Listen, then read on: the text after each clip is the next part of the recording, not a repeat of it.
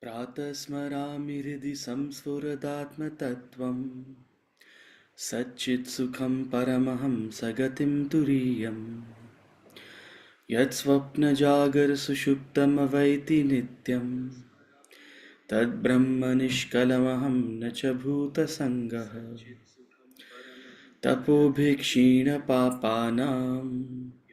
शान्तानां वीतरागिणां मुमुक्षूणामपेक्षोऽयम् आत्मबोधो विधीयते।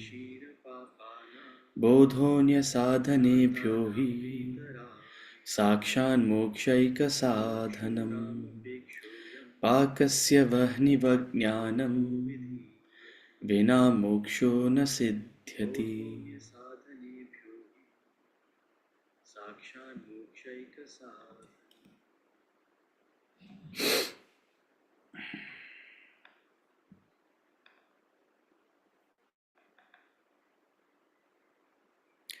We chant from verses 8 to 12.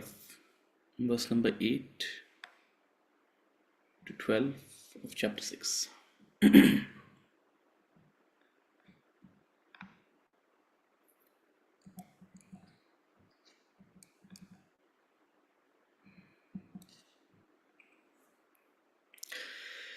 ज्ञानविज्ञानतृप्तात्मा कूटस्थो विजितेन्द्रियः युक्त इत्युच्यते योगी समलोष्टाश्मकाञ्चनः।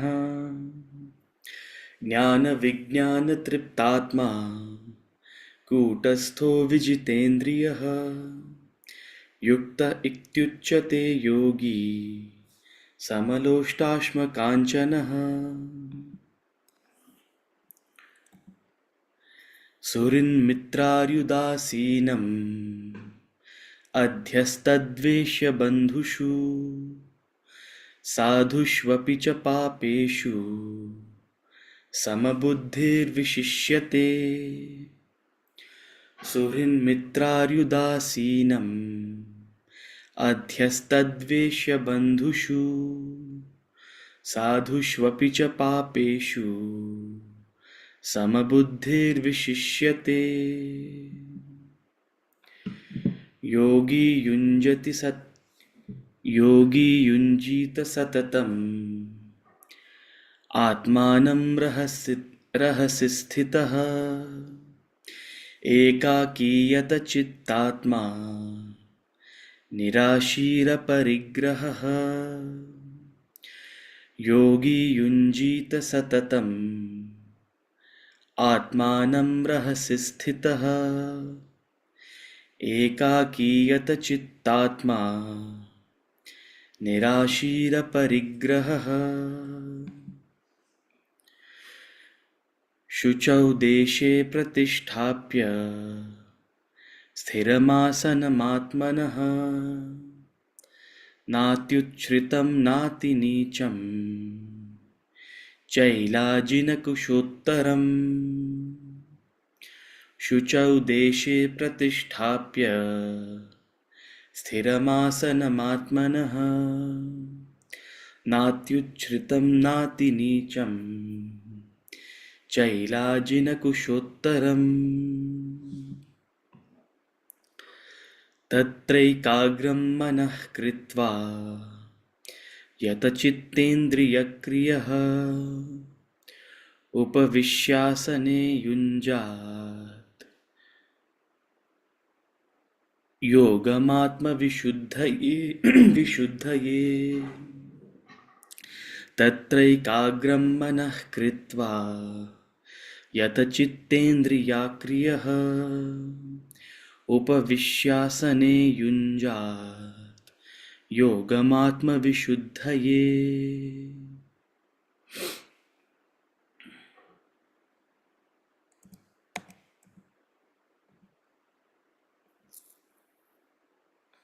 Okay. For one who has conquered himself, his self is his friend, but for the one who has not conquered his self verily becomes hostile, like an enemy. You are your own friend, you are your own enemy. Depending upon whether you are a master of your personality, a master of your individuality, a master of your equipments, or whether you're a slave of your equipments. If you're a slave to your body, your mind, your emotions, then these act like your enemy. Yourself, as it were, acts like your enemy. But if you have mastered them, if you are self controlled, if you are a guardian to them, you take care of them as needed, and you utilize them as per your goal in life, then they are your friend, they are your biggest asset. You must lift yourself by yourself. That's what we've been discussing. And before carrying on, are there any questions? But for that, I'll have to allow you to mute yourself. 1 second. Okay. Are there any questions? Hari Om, sir. Hari Om. Hari Om. Sir. Hari Om. Hari Om. Hari Om. Hari Om. Are there any questions? Hari Om. Ji. Hari Om. Hari Om.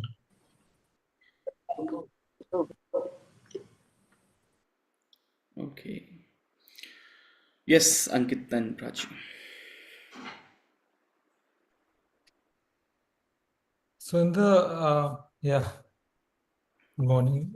In the sixth verse, we say, the self with a capital S, big S self, verily becomes hostile like an enemy.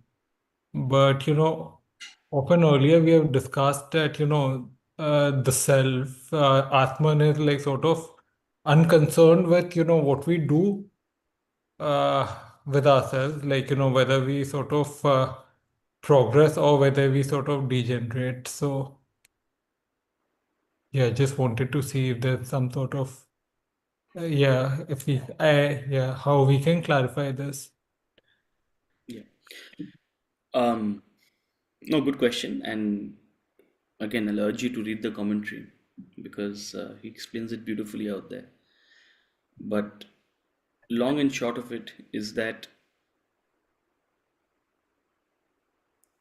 first of all, the term used is like an enemy. Shutravat. Right? So it's not an enemy, it's like an enemy. At the same time, it says, for one who has conquered his small s self, means conquered the material equipments, the big S self is his friend. Now, first and foremost, this is open to interpretation, right? And I'd like a moment for you to spend a moment to appreciate that, because in both terms he's used the term Atman. Hmm. Bandhuratma Atmanah Tasya. Right? So in both terms, he's used the word Atma. Now the interpretation of one Atma is taken as big as self, and the interpretation of the other Atma is taken as small as self. But as you grow in your understanding, you'll appreciate that there can be more than one way to interpret this, and it really depends on at what level you want to sort of understand. But in taking this interpretation, that when you conquer your small s self, when you conquer your ego, the small s self is the ego. When you conquer the small s self, the I, the body, the mind, the individuality. And what does it mean to conquer it? It means to be a master of your equipments, to be self-controlled. They function as per your will and not the other way around. You don't function as per their will, right? So one who is that self-controlled being, for him the biggest self is like his friend, or is his friend. Your question should have been, the self is neutral. Why is he talking about friend as well, right? Yeah. Because both friend and enemy do not imply sort of a neutral sort of stance. What we have said in the past, that the self is unconcerned. I mean, it is not necessarily sort of pro or anti. So here he says the self is his friend. Now, what is a friend? A friend is one you identify with. A friend is one you consider yourself close to, who appears familiar, right? So, what it is implying is that when you are self controlled, when you are a master of your individuality, when you have conquered yourself, your mind, then you automatically elevate to a state of introversion where you feel close to your source, you feel close to your real being that sits in the heart, um, the core of your being, right? So in that sense, you feel close to the self. You feel like the biggest self is a friend. Hmm? So look, we're trying to on the one hand explain certain concepts which supersede, but we're also trying to be poetic about it because we want to convey the experience of a person who's on this journey. We want to convey the experience of a person who is sort of growing, right? So he's only indicating that you feel closer to yourself, you feel more true to yourself, right?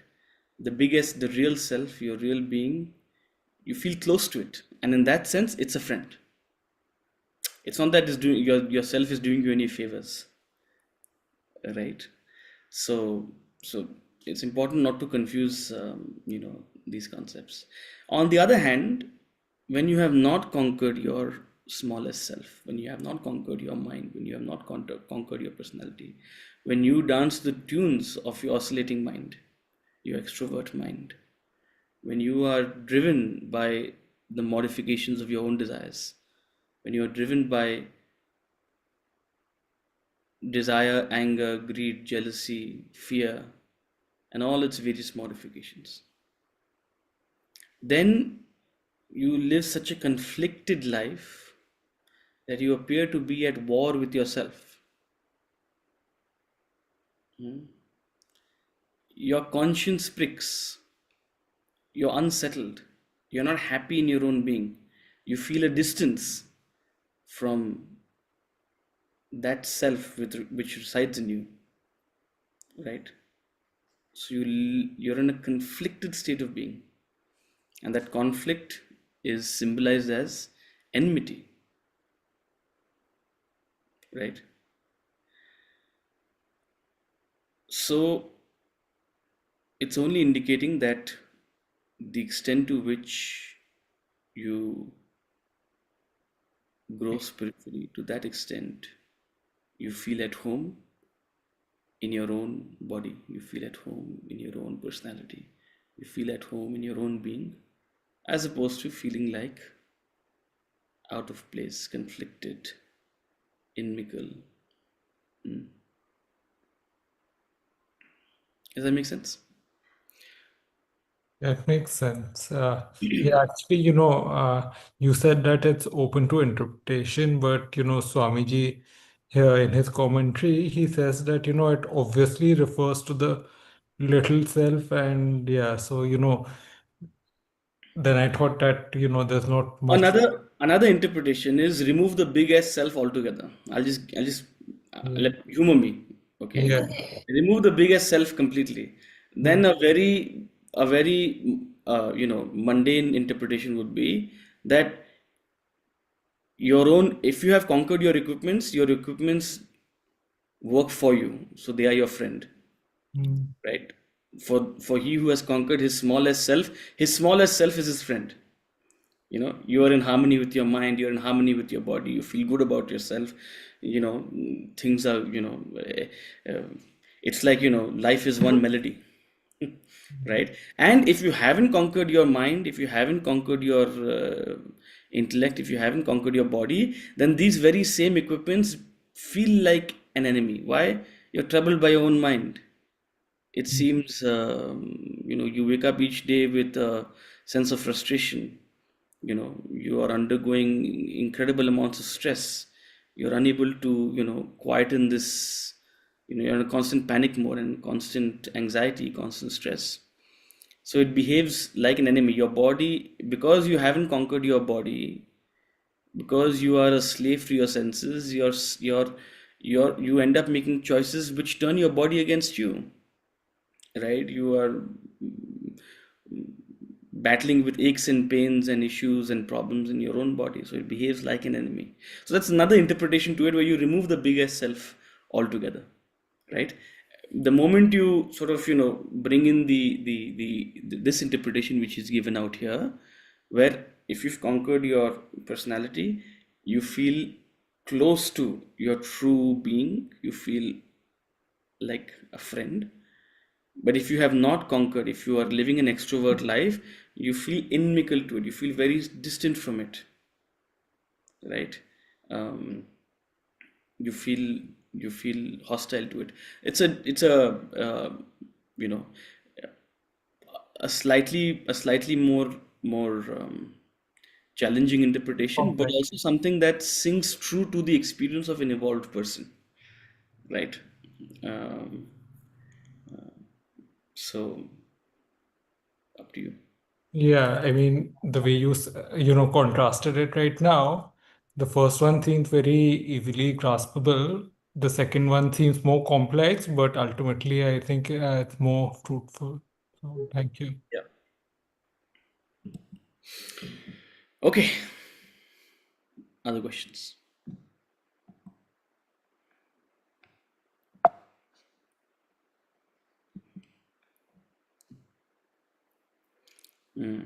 Rashmi ji is not here today, huh? Okay. So, for such a person who has conquered himself, he's called him the Supreme One, right? And he'll continue using this term for the next couple of verses, indicating a person who is prepared for the seat of meditation, indicating one who has worked his way up to the higher echelons of sadhana, right? Who's ready for this sort of ultimate plunge into enlightenment. Not to say that you and I at this stage cannot meditate, right? Not to say that, oh, it's wrong to meditate. No, it's only to give you an idea of what to expect when, right? And to really appreciate that the deepest benefits of a certain practice will only be attained if you are well qualified for it, right? And not to put the cart before the horse, not to diminish the importance of the preparation for dhyan. Yoga, karma, bhakti, jnana is the preparation for dhyan. Verse number 8.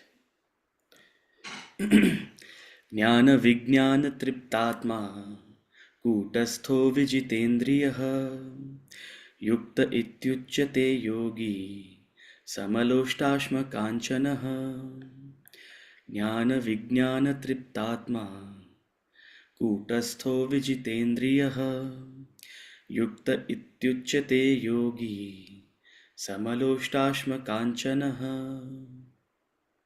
So, just like in verse number 7, he described perhaps the traits, the qualities of an evolved person, a supreme person, a person who has walked the spiritual journey and is prepared for meditation. He continues talking about certain inner qualities, right?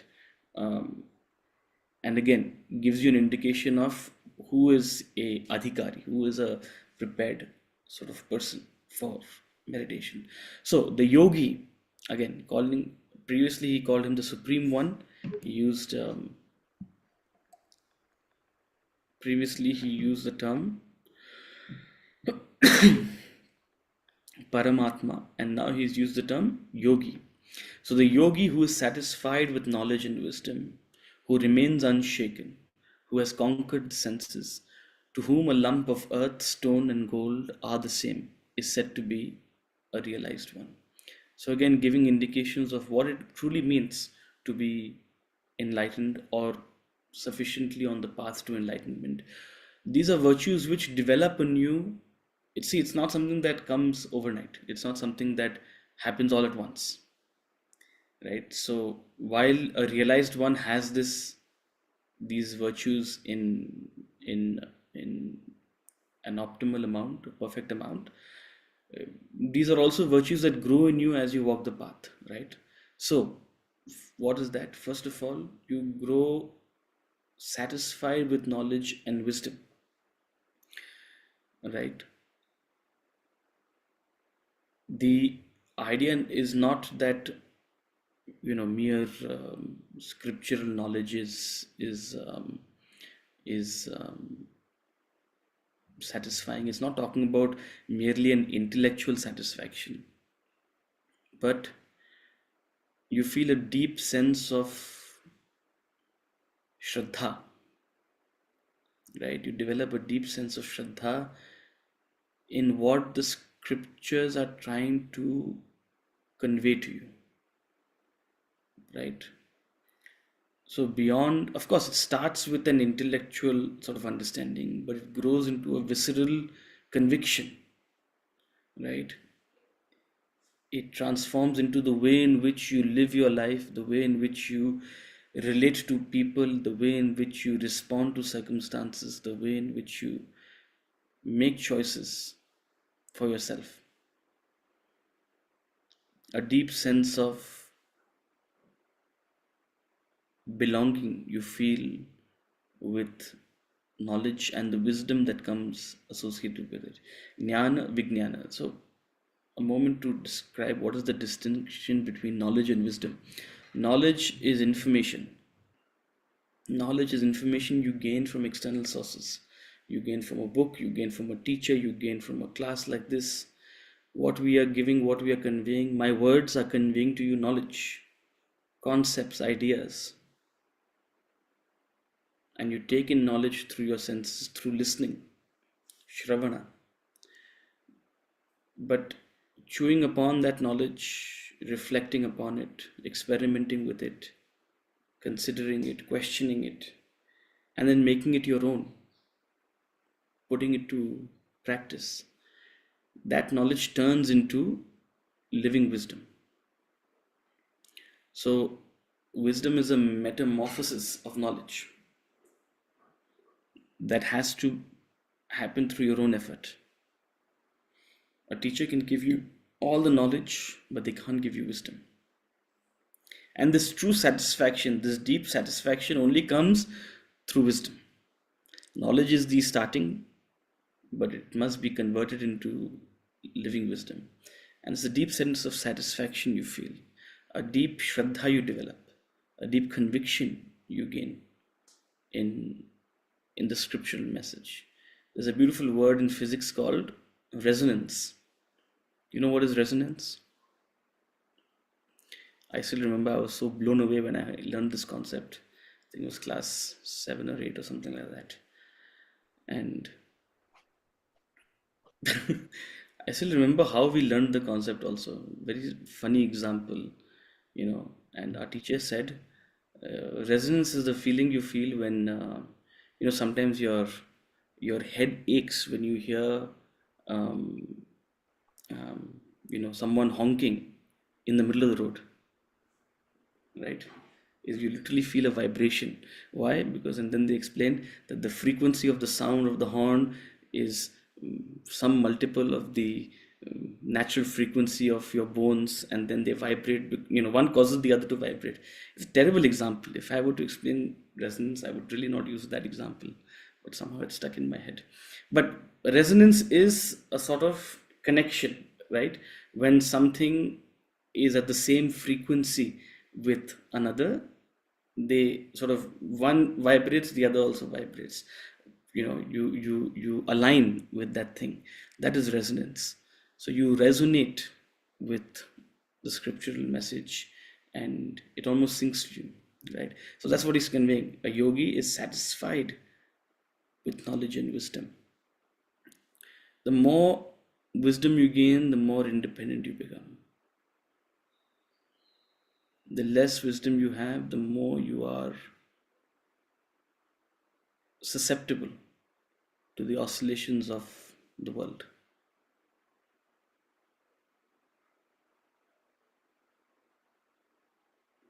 The more you will oscillate with ups and downs, the more you are subject to affectation. This is not a criticism. We're not criticizing those who are affected. Everyone is affected. How much you are affected is a function of the wisdom you have. And as you grow in spiritual wisdom, you learn to remain unshaken. Not that you have to force yourself to remain unshaken. Oh no, I can't be affected. I have been studying the Bhagavad Gita for so many years. I must not be affected. No, it's not that. It's not a pretense. Right? I can't explain it. You have to experience it. Whatever challenges life throws you, overnight, your life will change. And that's what happens. Life changes overnight because of certain circumstances and certain things. But with knowledge, the way you respond to those things, the way you respond to changing circumstances, grows, evolves. So you remain unshaken. And when you are unshaken, it means you can be a support for others.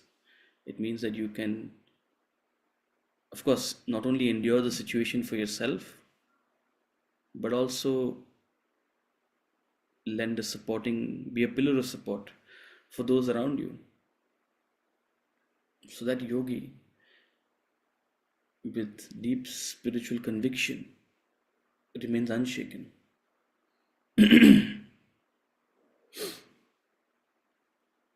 Neither moved by the good nor the bad. Both ways. So we're not only talking about the bad, even the good, even power doesn't corrupt him.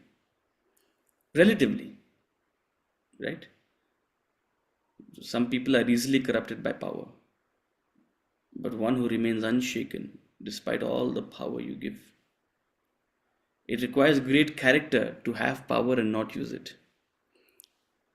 It requires great character to have power and not use it. Original quotation by Swami Parthasarathi, the author of this commentary, my guru. Swamiji says it requires great character to have power and not use it. Most of us try to, without having power, we try to pretend we have power and try to show others, listen, you don't know who I am. And a little bit of power we truly get, we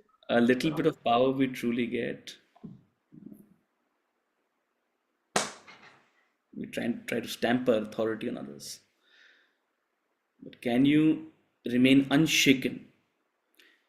Having been given power, can you not let it get to your head? You have to be a yogi for that. So not only in bad things, even in good things, you remain unshaken.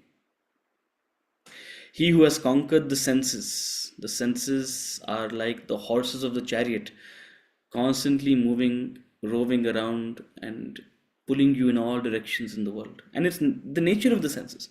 The nature of the senses are to be attracted to sense objects. Without it, life would be boring.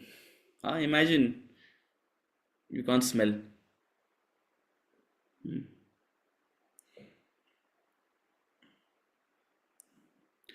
So it's a curse to others to be denied sense gratification. The senses are meant to be enjoyed. It brings a certain color in life. It brings a certain joy in life, no doubt about it. But when you are completely slave to the senses, it ruins you.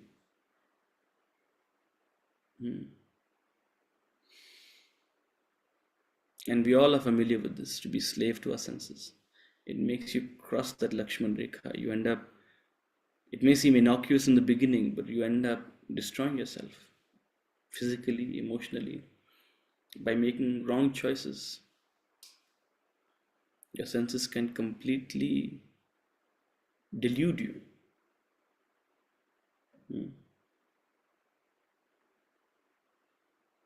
In extremities. Drug addiction. It's an extreme case, but it's not that uncommon as you think it is. What is it? It's complete slave to the senses. But on the other hand, one who has conquered their senses doesn't mean they deny themselves the pleasures of life, but who are in control.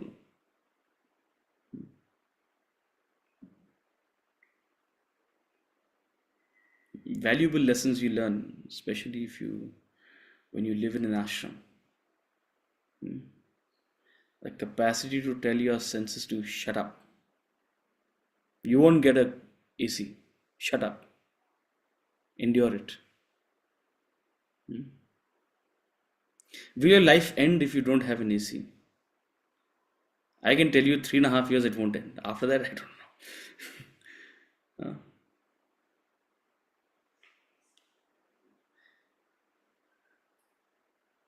You must learn how to endure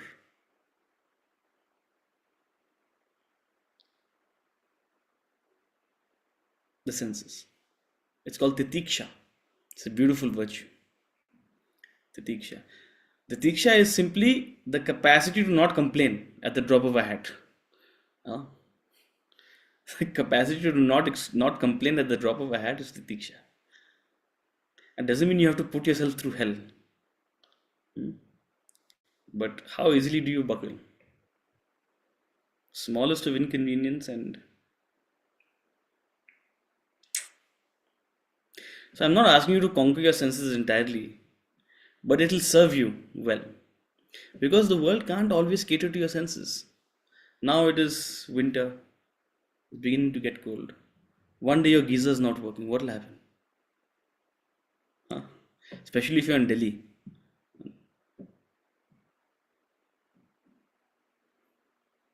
Geyser won't work.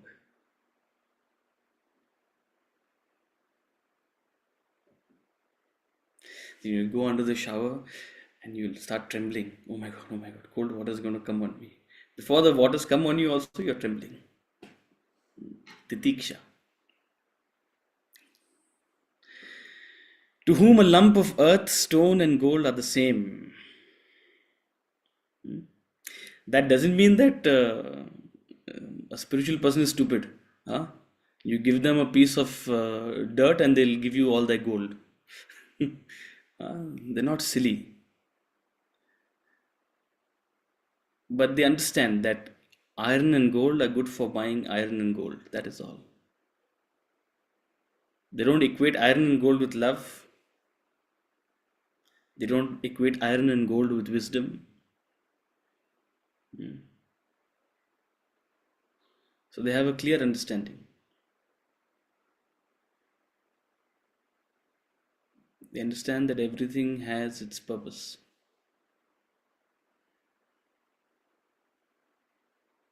And no biggie. That's what it's saying, no biggie. Having it is not going to change anything. Not having it is not going to change anything. Beyond a point. To whom a lump of earth, stone and gold are the same.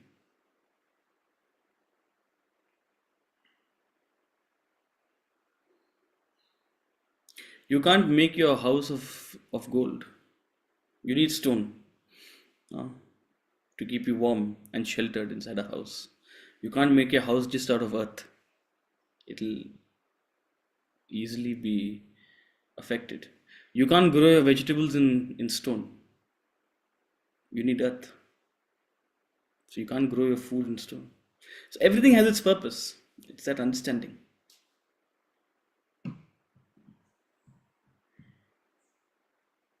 One who appreciates the value of everything and doesn't give a black market value to any one thing.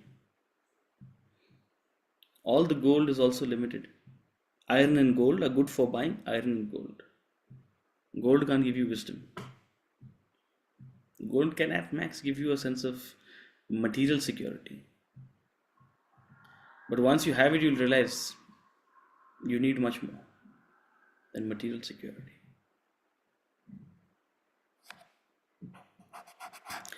So, to such a person who has all these qualities, such a person who has this inner state, such a person who lives with this state of mind, such a person is a realized one. And the extent to which you have it, to that extent you are ready to meditate and realize. He continues in verse number 9. Surin mitraryudasinam adhyaste dvesha bandhushu sadhushvapi cha papeshu samabuddhir vishishyate. Surin mitraryudasinam adhyastadvesha bandhushu sadhushvapi cha papeshu samabuddhir vishishyate. He who has equal regard for the good-hearted, friends, foes, indifferent, neutral, hateful relatives, all these, he who is equal for the righteous and the unrighteous, such a person excels. So look, he is giving us different ways to explain the same thing, right? One from a state of an inner virtue, one from a state of point of view of how they relate to the world outside. So in this verse number 9, in verse 8 he was talking about more of his inner qualities. In verse number 9 he talks more of the sort of what is visible, exterior, right, in terms of how they relate to people around them. So one who has equal regard for the good-hearted or the bad-hearted, the friends or the foe,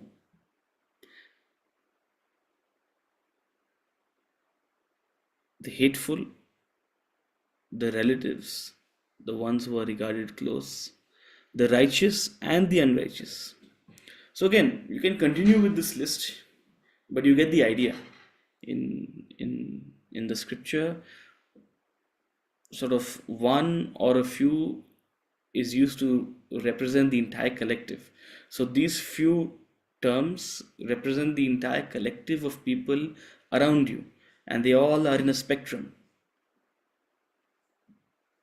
On one end of the spectrum. So whether someone is good-hearted or ill-hearted, whether someone is full of virtues or full of vices, whether someone is a friend or an enemy, whether someone is a stranger or a relative, whether someone is righteous or unrighteous, one who has equal regard. And this becomes very hard to understand. How can you have equal regard for them? One who has equal regard for the beautiful and the ugly, physically. One who has equal regard for the beautiful and the ugly, emotionally.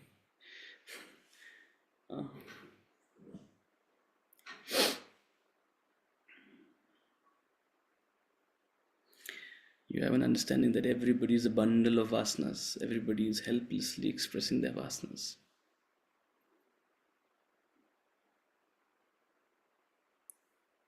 You have a kindred relation with all beings because you understand the source of every being is the same. It is the same Atman enveloped by a variety of vasanas. This is a very powerful sort of way to relate to the world, wherein it's not that you give anyone a free pass, right, on the one hand, but on the other hand, you're not overtly affected by them either, right? It gives you a way to have the right expectations from those around you. A snake will behave like a snake. A cow will behave like a cow. A dog will behave like a dog. There are snakes among humans, there are cows among humans, there are dogs among humans. One human can be a DOG, one human can be a GOD, sitting in the same room with you. All depends on what kind of vasanas. Someone has very sattvic vasanas, they'll be a pleasure to be around. Someone who has very tamasic vasanas, they'll be a pain to be around. The moment you understand that, you have equal regard. If you don't understand it, you'll constantly be appreciating the God and complaining about the DOG.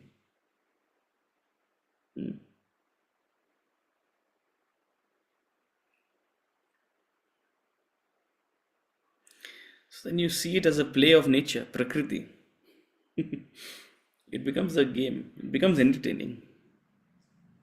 Oh, she's here. Huh?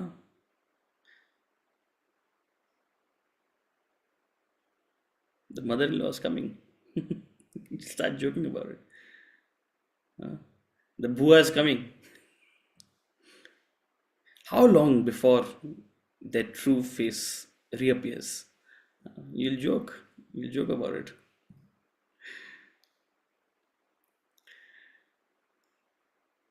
So you don't give a black mark. First of all, you see things as it is. That's what is important. The equal regard only comes when you see things as they are.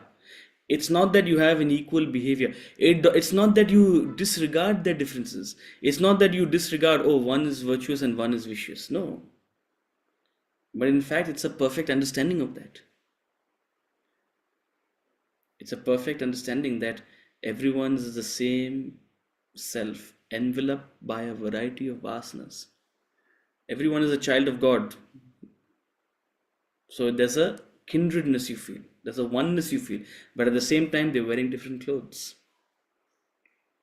They have different appearances. This is very clear when we see it bodily, when we see it racially. One is black, one is white, one is brown. But such classifications also exist internally. And it's not dependent on anything. It's not dependent on genes. In the same family, you can have two children. One is virtuous, one is vicious. One is good-hearted, one is ill-hearted. No two people are the same. Generally, those who we are attached to, we have a preferential relationship with. We try to exaggerate what is good in them and ignore what is not good in them. And we keep them on a pedestal. Those who we are averse to, we ignore what is good in them, we highlight and exaggerate what is bad in them, and we create a demon out of them. That's generally what happens. We have an unequal regard. And that unequalness comes because you are not seeing things as they are. Because you have a biased vision. So again, reiterating, it's not that equal regard disregards the differences between beings. First of all, it acknowledges that at the core of all beings is the same self. And at the same time, it acknowledges that everybody is enveloped by a different guna. Someone is more sattvic, someone is more rajasic, someone is more tamasic. And naturally, as their gunas, so their personality, so their behavior, so their choices, so their energy.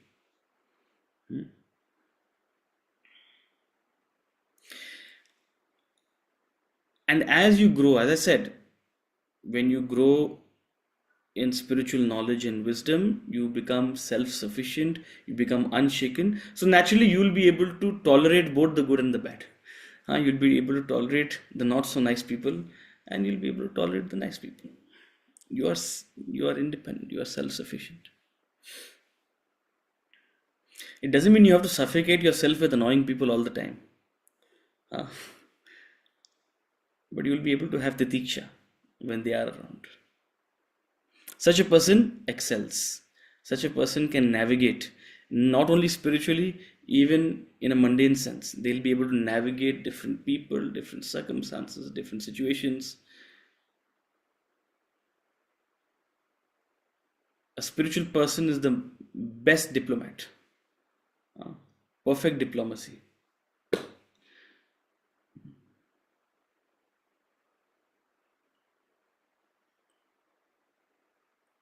For the righteous or the second thing, having equal regard doesn't mean you have the same behavior with them. It doesn't mean you let their vices fly.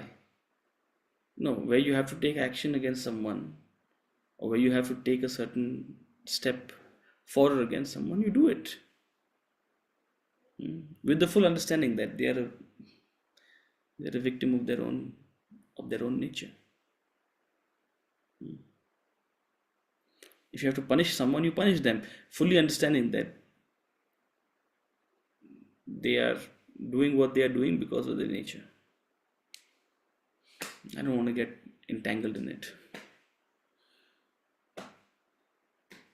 So equal regard doesn't mean equal behavior, and equal regard doesn't mean disregarding differences. No. In fact, it's a perfect view, having that perfect view of how the other person is. Verse number 10.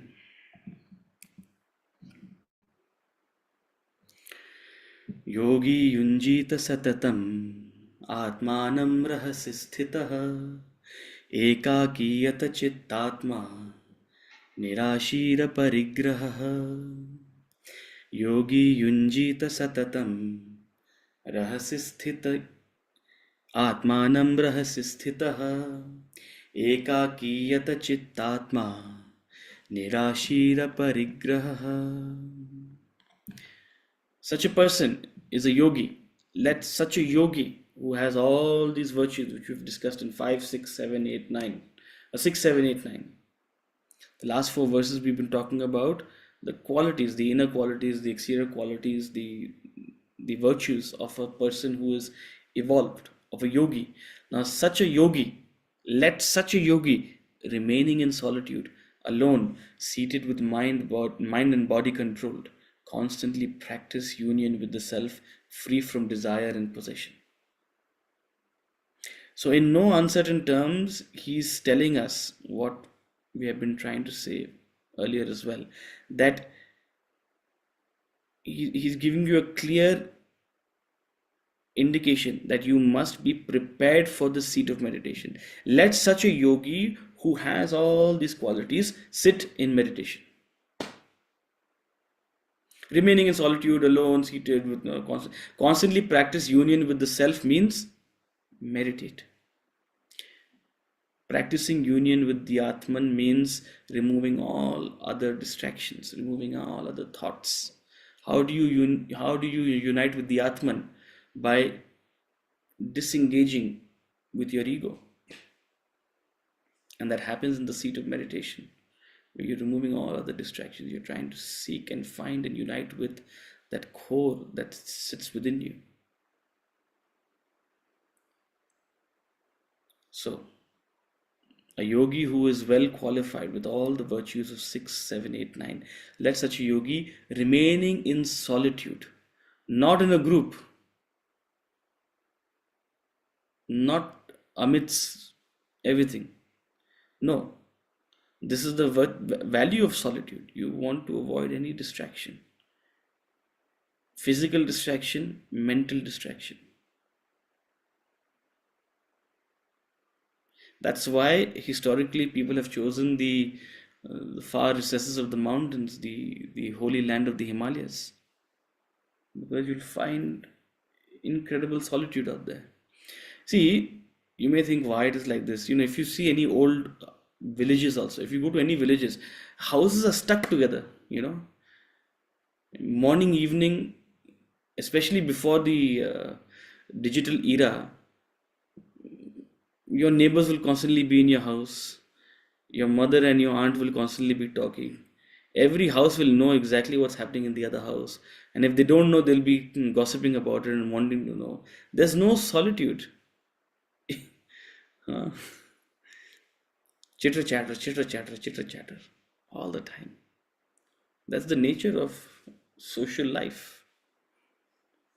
So if you want solitude, chances are you'll only get it away from social life.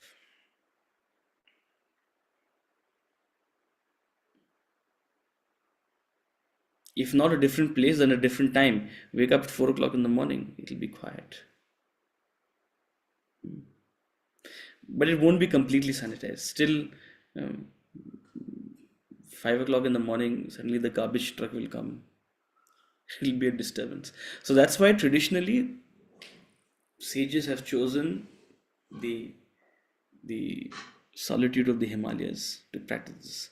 So let the yogi remaining in solitude without any disturbances, alone, alone, seated, not moving around, with mind and body controlled. It's given, it's a given. Your mind and body must be controlled. Your body must not be in a state of restlessness, and your mind must not be jumping around. It must be ekagra, sthit. With such a preparation, practice constantly meditation.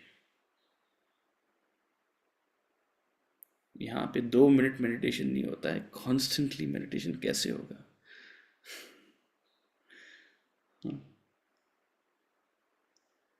Constantly.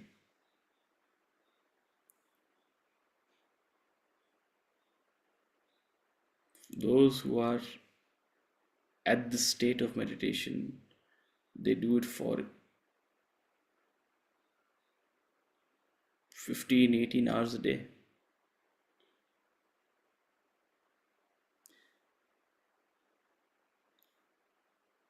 And for them, the only goal is union with the self. Or whatever, however they call it. They may say union with the Lord, union with God, union with the self, however they, depending on your journey and your nature, you'll call it by different names.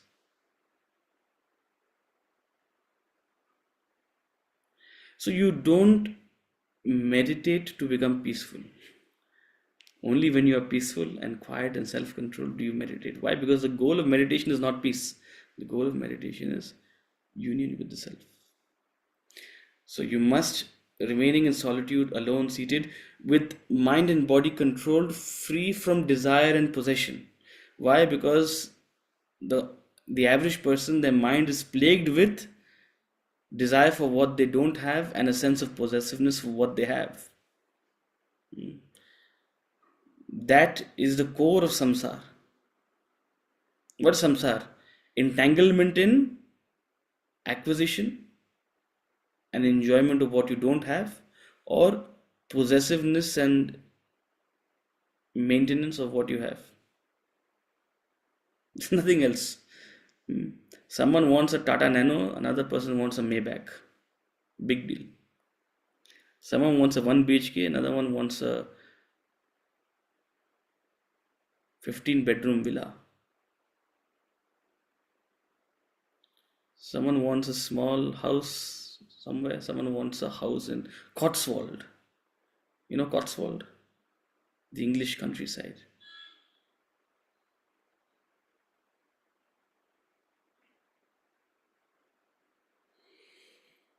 That craving for what you don't possess and that possessiveness for what you do, that's what's common in everyone, and that's the heart of samsara. You have to free yourself from this if you want to grow spiritually. Not because it's wrong, but you're a victim of it, that's it. No other reason.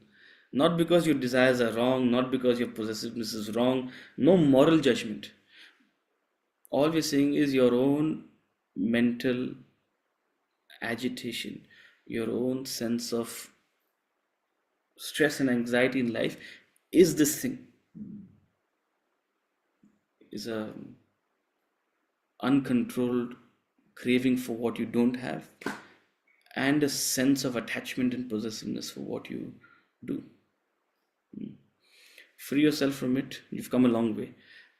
Having freed yourself, sit in meditation and attain the ultimate goal of life, which is enlightenment. That's the goal. Maybe you don't want that much, huh? Right? So maybe you're like, okay, this sounds too extreme. I don't want enlightenment. I don't want to sit quietly. I want to enjoy my life out here. Fair enough. So even if you just want to enjoy your life, you must free yourself from desire and possession. You do that and you'll be in the 1 percentile, 99 percentile, however you want to say it. Okay, Ankit, you had a question. So, constantly practice union with the self. And you said that, people who do this, they do it for 15, 18 hours a day. So does this mean that, when you're at that stage, you do it at the exclusion of any other activities or like sort of pursuits in life? Yeah, look, see again, two ways to interpret this. If you're talking about the person who is at the conclusion of the spiritual journey solely interested in enlightenment, right? The answer is yes. They go to a solitary place and they shut everything else off because nothing else matters, right? Now, that is something that may not be relatable to you and me. In fact, it may be daunting. And I don't want that. Okay. So, another interpretation is that even the practice of this knowledge, even the practice of these values, these principles, is not a part time pastime. It's something you put constantly to practice in every perception, every emotion, every thought, every interaction, right? It's not something you practice once a week. So, so that sort of attunement, that alignment with wisdom, is a full-time awareness and not a pastime. You know. So both ways to look at it. But the chapter is called Dhyana Yoga, right? He's talking to Arjuna about the ultimate practice of meditation, and there's no two ways about it. There's no denying it that ultimately the spiritual journey takes you to this place of solitude. If not physical solitude, at least a mental solitude, right? Which Yeah. prepares you for the last leg of meditation. Yeah, because he's also saying, let the yogi remain. So, it seems more like a direction that, ultimately, if you have to reach that union with the self, you have to go through the stage. Indeed. All right. Thank you. And even as you grow, you become quieter, right? You don't feel the need to have the last word. You don't feel the need to say anything unnecessarily. You know, you're not easily provoked. So even in a social life, you are, I won't say, see, generally the word introvert is associated with shyness or a hesitancy. No, it's not that you're introvert in the sense of, oh, you're afraid of interaction, but you don't feel the need to unnecessarily, um, you know, um, react or engage. Right? And it's a superpower, let me tell you that. It's a superpower. If you can keep your head when all around you are losing theirs, it's a superpower. Okay. Any further questions?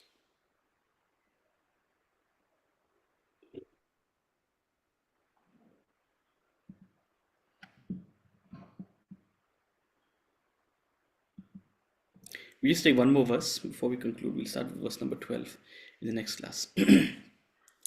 शुचौ देशे प्रतिष्ठाप्य स्थिरमासनमात्मनः नानुच्छ्रितं नातिनीचं चैलाजिनकुशोत्तरम् शुचौ देशे प्रतिष्ठाप्य स्थिरमासनमात्मनः Natuchitram nati nicham chailajina kushottaram. Having established a clean place, a firm seat of his own, neither too high, neither too low, with cloth, skin, and kusha grass thereon. So again, finally, he's talking about the physical seat of meditation, right?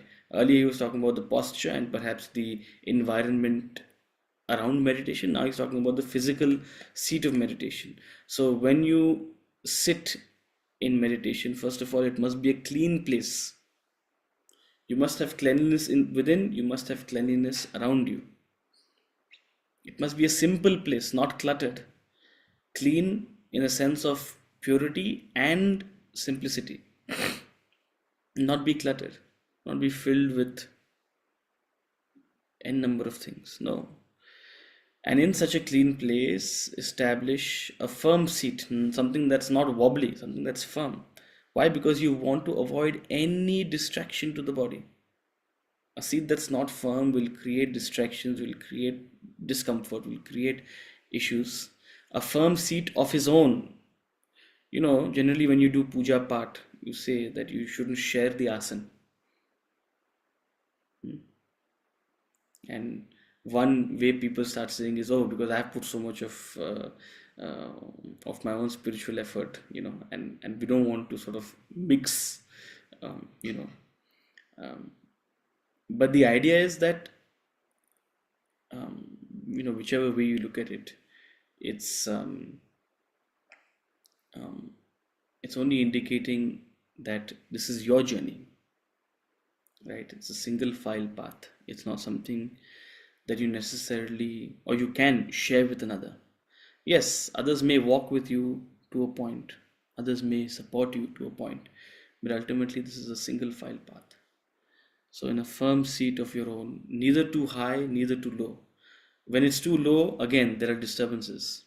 If your seat is too low, there'll be creepy, crawly ants and insects and bugs, you know, coming and disturbing you. If it's too high, it'll feel very vulnerable, it'll feel very unstable, right? So neither too high, neither too low. And the whole idea is you want to avoid distractions with cloth, skin, and kusha grass. So traditionally, the seat of meditation has used cloth, has used skin, and has used a kind of grass called kusha grass. Look, if you ask me, I don't know why, right? But this is tradition, and over a period of time, I've come to appreciate that there is a reason for a lot of things that, you know, that is practiced in the way they are practiced. So the purpose of kusha grass and the purpose of skin and the purpose of this, maybe it's to keep you warm, maybe it's to keep you comfortable, maybe it's to keep you cozy. The whole idea in all of this is to avoid any external distraction, just as you're trying to keep a state of inner poise. And what is meditation? Meditation is the art of keeping the mind in a single pointed thought, single pointed concentration upon a single thought to the exclusion of all other thoughts. That's meditation. And in that, a thought is a mantra, a chant. Your intellect is watching as your mind chants. It's not, it begins with a loud audible chant, but ultimately it's a mental chant. So the mind chants the mantra while the intellect watches, and the intellect removes any disturbances in the form of any intrusive thoughts. So the intellect is already doing a lot of work. You don't want to make its work harder by adding to any physical disturbances, right? The intellect is already dealing with a lot of mental disturbances. So you want to help your buddhi as much as possible. You want to help yourself as much as possible by keeping a clean, clear place and having a firm seat, having a firm posture, to avoid any kind of distractions, any aches, pains, bugs, anything, right? So this is traditionally how this preparation for meditation has happened, and the seat of meditation is prepared for a person to plunge into it, plunge into the practice. We'll discuss a little more about the practice in the next verse and then continue on with this chapter in the next class. So thank you so much for joining, and we'll see you again on Thursday. Have a good day. Hari Om. Hari Om. Hari